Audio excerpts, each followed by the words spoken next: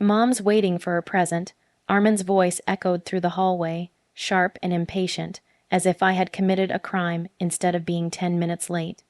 I know, I replied from the bedroom, trying to fasten my earrings with trembling fingers.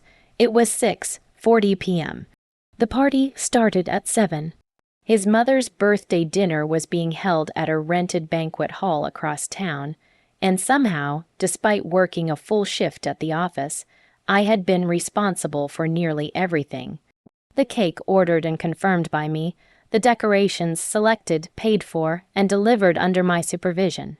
The guest list, coordinated and called one by one, the return gifts, wrapped by my hands at midnight.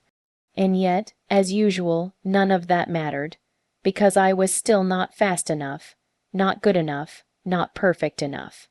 Armin appeared in the doorway, already dressed in his navy suit, checking his watch dramatically. "You knew how important this was," he said. "Why do you always cut it so close?" I stared at him for a moment, too tired to argue. I had woken up at 5 that morning to prepare breakfast for him and pack his lunch.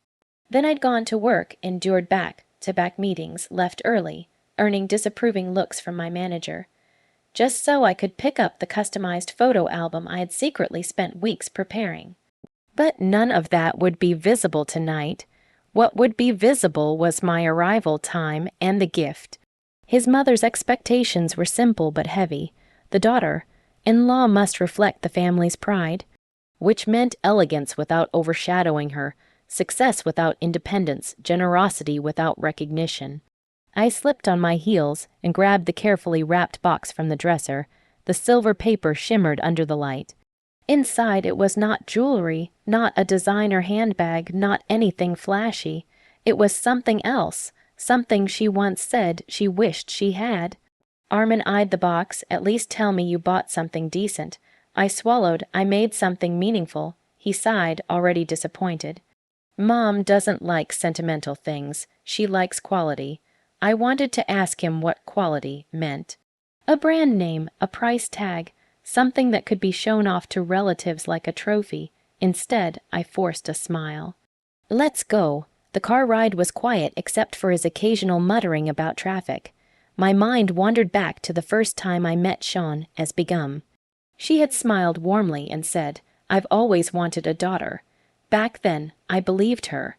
I believed that marriage meant partnership. That love meant protection, that effort would eventually be appreciated, but slowly I learned that in this house love had conditions. When relatives visited, she would praise me. "She handles everything so well. She respects elders. She's not like modern girls." But behind closed doors, her tone changed. "You should wear softer colors. Don't talk too much about your job. It makes Armin look small. A wife's success is her husband's comfort." And Armin, he would shrug. "That's just how Mom is." Tonight wasn't just a birthday party. It was another stage. Another performance where I had to smile, serve, and shrink myself just enough to keep everyone comfortable. As we neared the banquet hall, my phone buzzed. A message from my mother-in-law. "Beta, everyone is here." "We are waiting, not we are waiting for you, just waiting." Armin glanced at my screen and scoffed. "See, even Mom's asking." The car pulled into the parking lot.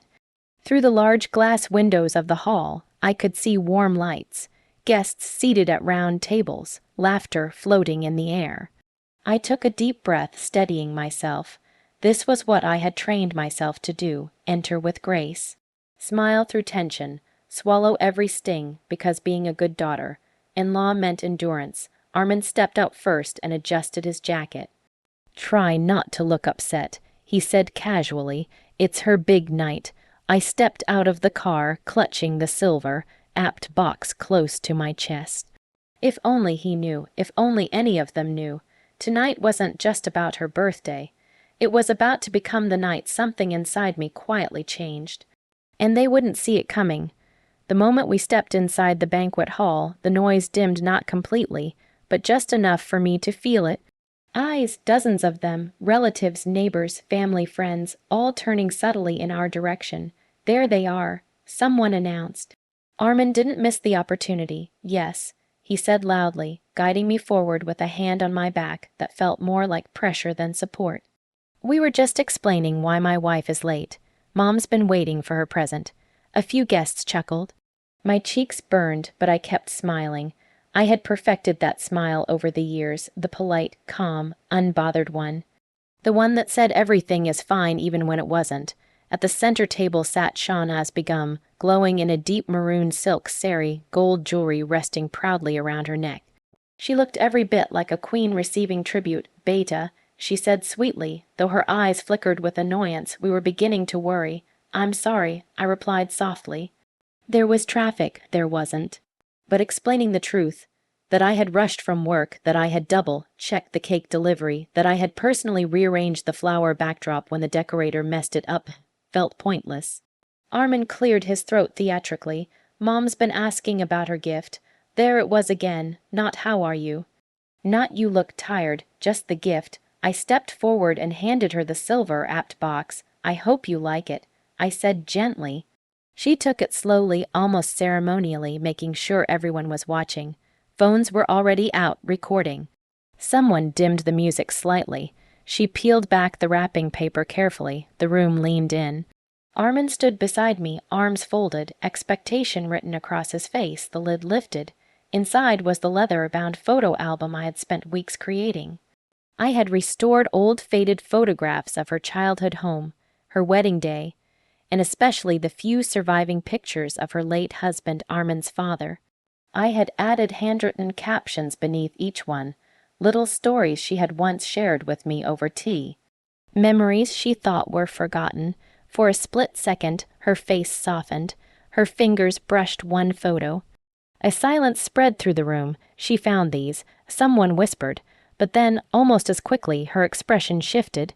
She closed the album gently and forced a small smile. Oh, she said, how thoughtful, thoughtful. The word hung in the air like a polite dismissal. One of her sisters leaned over. Is it jewelry? She asked loudly. No, Shahnaz replied, it's pictures. The tone carried subtle disappointment. I felt it ripple across the room. Armin leaned toward me, his jaw tight. That's it. He muttered under his breath. You couldn't get her something proper. My stomach dropped. It's personal, I whispered. It's cheap. He shot back quietly. This is her 60th birthday. Across the table, a cousin presented a large velvet box. Inside was a diamond bracelet. Applause erupted. There, Armin murmured, nodding toward it. That's a gift. Heat rushed to my face, but I refused to cry. Not here, not in front of them.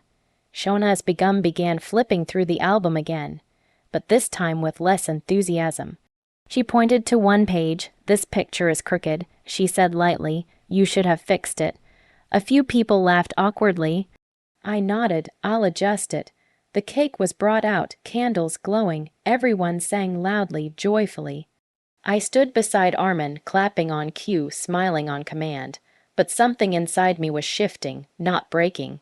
Settling, like dust finally finding the ground after a storm. After the cake was cut, I moved toward the side table to help distribute slices. Armin stayed near his mother, laughing easily now, completely recovered from his earlier irritation. I overheard him speaking to an uncle. She always overthinks things, he said with a small chuckle. I told her Mom prefers something grand. Overthinks, that's what he called weeks of effort. That's what he called love. As I handed out plates, I caught my reflection in the glass window, perfect hair, carefully applied makeup. Elegant dress and tired eyes. For years, I had convinced myself that patience was strength, that silence was maturity, that endurance was love. But standing there, holding a cake knife, while my effort was reduced to thoughtful, I realized something uncomfortable. They didn't see me as family. They saw me as service, and for the first time, instead of feeling hurt, I felt clear. Crystal clear, because humiliation, when repeated often enough, stops hurting. It starts teaching. And tonight, as laughter filled the hall and my husband proudly admired a diamond bracelet that wasn't even from him, I learned my final lesson. I would never beg to be valued again. The night of the party ended the way all uncomfortable nights do, with forced smiles and silent car rides. Armin drove with one hand on the steering wheel, the other tapping impatiently against it. "You embarrassed me," he finally said. I turned my head slowly. "I embarrassed you, yes," he snapped. "Everyone brought something substantial. Mom deserved something big, not a scrapbook. A scrapbook." That's what he reduced it to. I looked out the window at the passing streetlights. "She once told me she wished she had more pictures of her father," I said calmly. "That was years ago," he replied dismissively. "You always take things too seriously. Too seriously." The words echoed in my head long after we reached home. He went straight to bed. I didn't. I changed out of my dress, washed off my makeup, and stood in front of the mirror for a long moment. Without the careful eyeliner and lipstick, I looked younger, softer, and strangely stronger. Something inside me had gone quiet. Not defeated, focused, I walked to the living room and opened my laptop. For years, I had managed our finances. Armin never cared for numbers. He preferred big ideas and quick decisions. I preferred structure, security, and planning. He used to joke, "If we're ever broke, it'll be because of my risks, not your spreadsheets." He had no idea how right he was. I opened our joint account summary first, mortgage payments, automatically deducted from the account funded mostly by my salary. Utility bills scheduled and tracked by me. Investments, carefully diversified portfolios I had built over 5 years. Armin contributed, yes, but inconsistently. Bonuses came and went. His spending habits were impulsive. Mine were calculated. I pulled up the original house documents stored digitally, my name, his name. Equal ownership, but the down payment transfer history told a different story. 70% had come from my personal savings before marriage. I had insisted on transparency back then. He had laughed and said, "You don't trust me." I trusted him. I just trusted preparation more. I leaned back in my chair and exhaled slowly. For years, I had tolerated small humiliations because I believed marriage meant compromise. That loving someone meant absorbing discomfort quietly. But compromise only works when both sides bend. I had been folding myself smaller and smaller while he stood taller with his mother's approval. My phone buzzed softly. A message from Shona's begun. "Next time, Beta, tell Armin before buying something so simple. He worries about appearances." I stared at the screen, not anger, not sadness, just confirmation. I didn't reply. Instead, I opened my email and searched for an old contact, Farah Malik. Former colleague, now senior partner at an international firm in Dubai. We had stayed loosely connected. 3 months ago, she had casually messaged me. "If you ever consider relocating, let me know. We're expanding." At the time, I had dismissed the idea. My life was here. My marriage was here. My duty was here now. I typed slowly. "Hi Farah, is the offer still open?" The reply came faster than I expected. "For you, always." "Let's talk tomorrow." My heart beat steadily, not racing, steady. The next morning, I went to work as usual. No dramatic change, no visible rebellion. I attended meetings, analyzed reports, smiled at colleagues. But inside, something had shifted permanently. During lunch break, I stepped outside and made another call. A lawyer, not because I wanted chaos, because I wanted clarity. "What are my rights regarding jointly owned property?" I asked calmly. As the lawyer explained asset division laws, I took notes carefully. Knowledge is power, and I was very good at gathering knowledge. That evening, Armin returned home cheerful, as if the previous night had never happened. "Mom loved the party," he said while loosening his tie.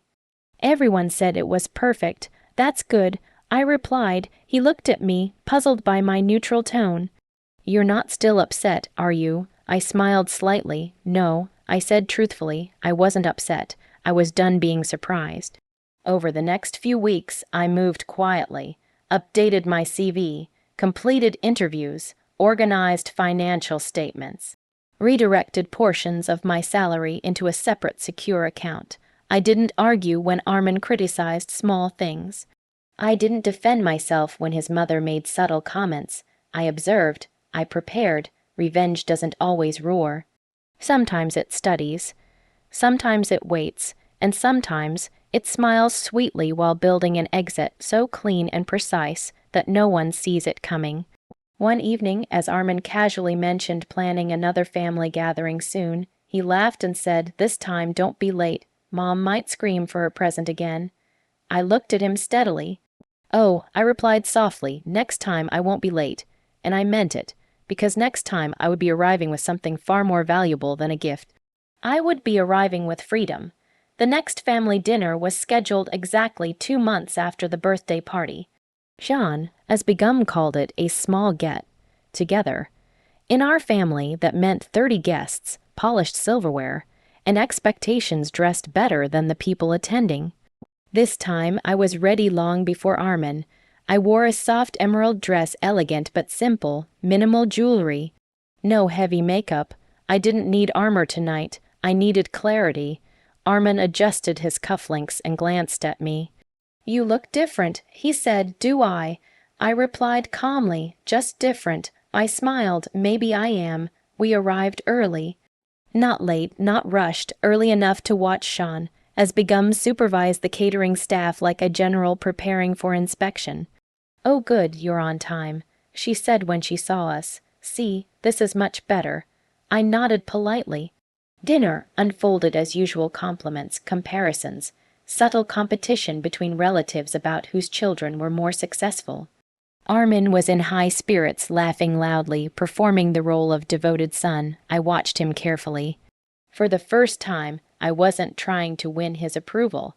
I was studying someone I had finally stopped idealizing. After dessert, when tea was being served and conversations softened, I stood up. "I actually brought something tonight," I said clearly. The room quieted almost instantly, shown as Begum's eyebrows lifted with interest. "Another album?" she asked lightly, drawing small laughter from the table. "No," I said gently, "something more appropriate." Armin smirked slightly, assuming this was redemption. I walked toward him and handed him a cream-colored envelope. "For you," I said. He looked confused but opened it casually. That casual expression disappeared in seconds. Color drained from his face. "What is this?" he whispered. "Read it," I replied. The room shifted uncomfortably. A few relatives leaned closer. Sean, as Begum, frowned. "Armin," he looked up at me, eyes wide. "Divorce papers." A ripple of shock spread across the table. "Yes," I said calmly, "signed and filed." "This is insane," he hissed. "Are you serious right now?" "I've never been more serious." "Sean," as Begum's voice sharpened. "Over what?" "A small misunderstanding." I met her gaze steadily. "No, over years. Years of dismissal. Years of humiliation disguised as tradition. Years of being measured by how well I served rather than who I was." Armin stood up abruptly. "You're overreacting. If this is about that birthday nonsense, it's not about a birthday." I interrupted softly. "It's about value." The word hung heavy in the air. "You told me that night that I embarrassed you." I continued. "But I realized something. I've been shrinking myself to fit into a space that never respected me." "This is ridiculous," he muttered, running a hand through his hair. "We can talk about this at home." "I won't be home," I said. Silence fell. "I accepted a position in Dubai, senior financial director. I leave next week." Gasps circled the room. Sean, as Begum, stared at me as if seeing me for the first time. "You can't just leave your marriage." "I'm not leaving my marriage," I corrected calmly. "I'm leaving a situation where I was never truly a partner." Armin's voice cracked slightly. "You're doing this to punish me." I shook my head. "No, I'm doing this to protect myself." I placed another folder on the table. "The house will be sold. My lawyer has already arranged the valuation. The majority of the down payment came from my premarital savings, which is documented. You'll receive your fair share." His shock deepened. "You planned this?" he asked quietly. "Yes." For the first time in years, I felt no fear saying that. No guilt, no apology. Shahnaz Begum's composure began to crumble. "After everything we've done for you." I almost smiled at the irony. "You did what you believed a daughter-in-law should receive." I said gently, "But I deserve more than survival." Armin stepped closer, lowering his voice. "We can fix this." I looked at him steadily. I tried fixing it quietly for years. He reached for my hand. This time I didn't pull away in anger. I simply didn't take it. You always said your mom was waiting for her present, I said softly. The room was so silent that even the clink of a teacup sounded loud. Well, I continued, this year, I finally brought the right one. Understanding dawned slowly across his face. This is your gift, he asked. Yes, freedom for myself, and perhaps indirectly for him too, because now he could fully devote himself to the role he cherished most. Devoted son without the inconvenience of a wife asking to be valued. I picked up my purse, no tears. No dramatic exit, just calm certainty. As I walked toward the door, I felt lighter than I had in years. Behind me, whispers rose, shock, disbelief, regret, but none of it followed me outside. The night air was cool and steady against my skin. For the first time, no one was waiting for me to bring something. No one was measuring my worth in wrapping paper and price tags. I had finally understood something simple and powerful. I was never the gift they were waiting for. I was the one who had been giving, and now I was keeping myself.